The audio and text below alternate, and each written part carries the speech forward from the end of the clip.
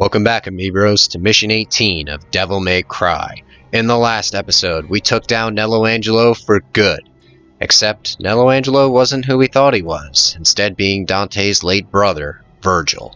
In this episode, we'll be acquiring the Philosopher's Egg and transforming it into the Spirit Stone, as well as combining Virgil's half of the amulet with Dante's half to unleash the full power of the Force Edge, and gain access to the Underworld where Mundus lies.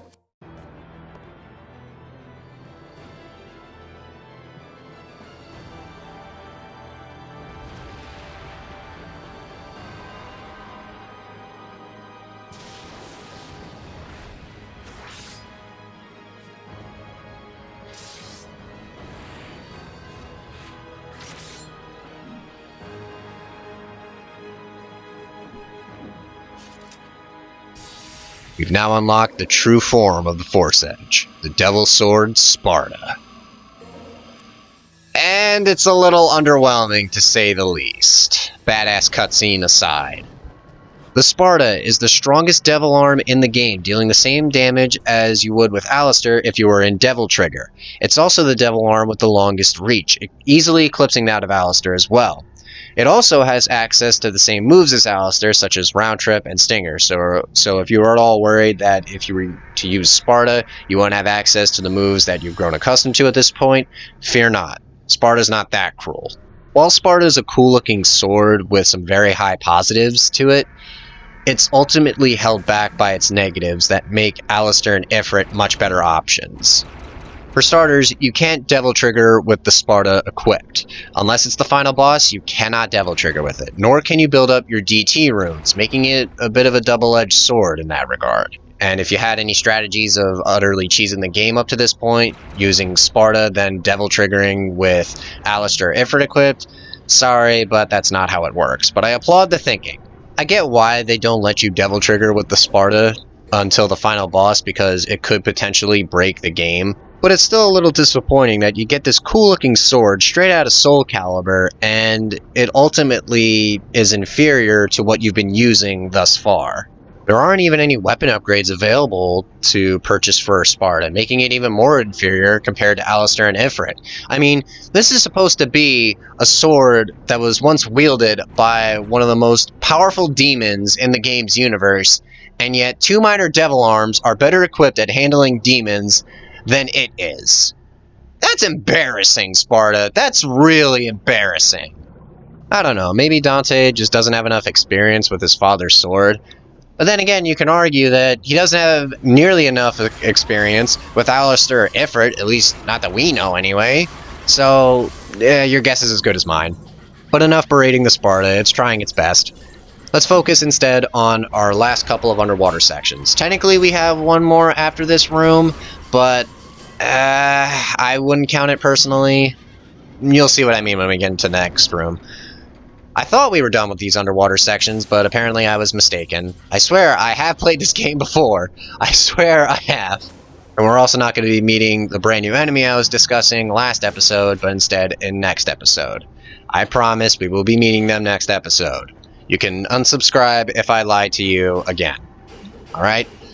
And yes, this is the quote-unquote underwater section I was talking about. It's not really an underwater section, more like you're just hitting the rune seal a bunch of times and making water suddenly appear. That's the thing. Once you return back to Malay Castle, like, the whole structure just changes. Like, they're not even pretending that something is up with this castle. They're just putting it on full display right now. And I gotta say, it makes the return trip to Malay Castle a lot more palatable because of how much is changing right before your eyes.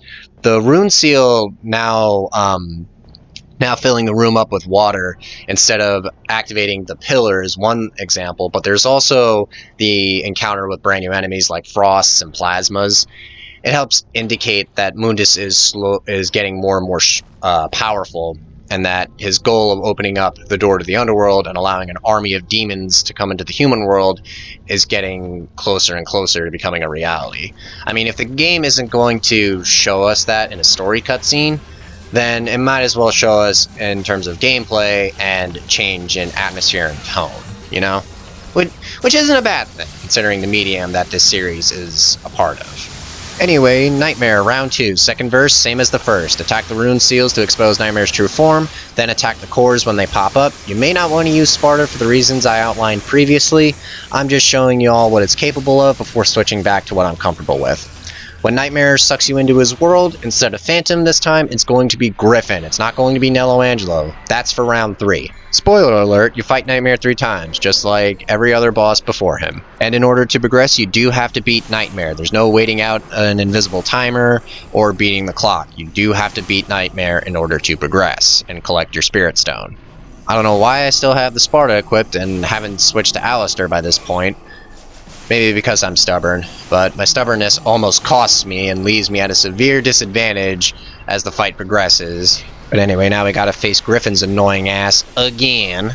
Luckily, the arena is a lot more spacious and not like the pirate ship. Fucking hate that fight. Ugh. And I'm not sure where we are exactly. I believe it's the Underworld or some version of it. I'm not sure. I think Nightmare has that ability to pull you in and make you face, like, reincarnations of past bosses or something like that.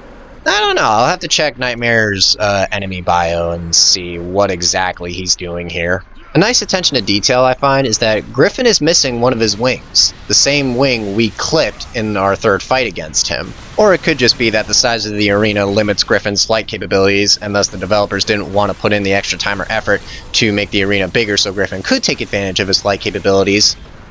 That or Nightmare is a sadistic motherfucker and enjoys Griffin being a flightless bird. You make the call! I've always wanted to do that, and now I'm at peace with the world. Much like Griffin is, because we're about to shove another bullet from Salt and Pepper into his fucking beak! And we get some red orbs as well as a green orb for our troubles. And maxed out DT runes. Always nice.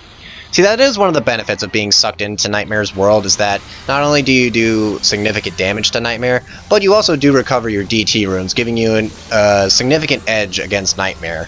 But this fight is almost over. Just a few more attacks from Air Raid, and Nightmare is kaput for round 2. Come on, just a little more, just a little more. Almost there, come on, come on! Damn it! Ah, so close. Yeah, that's the annoying thing about Nightmare, is that you can get so close to killing them, and then they'll just hide their core on you, prolonging the fight. It certainly adds more tension to the fight, because you don't want to fuck up after being literal fingertips away from victory. But eventually, you get it done. And Nightmare is kaput for round 2, thank God. And our Philosopher's Egg should be done cooking by now. Transformation is complete, no shit. And we now have the first of 2 keys to the Underworld, the Elixir. The second key resides within the Mirror Dimension, but we're not going to be heading into there until next episode. So let's see what we got as far as our mission ranking. A! And yes, I'm going to keep doing that every time I get an A rank. Fuck yeah! Good way to cap off that boss fight, even though that wasn't one of my most stellar fights, I will admit. But that'll do for today, me bros. Next time on Devil May Cry, we head into the Mirror Dimension, and then finally the Underworld. See you guys then.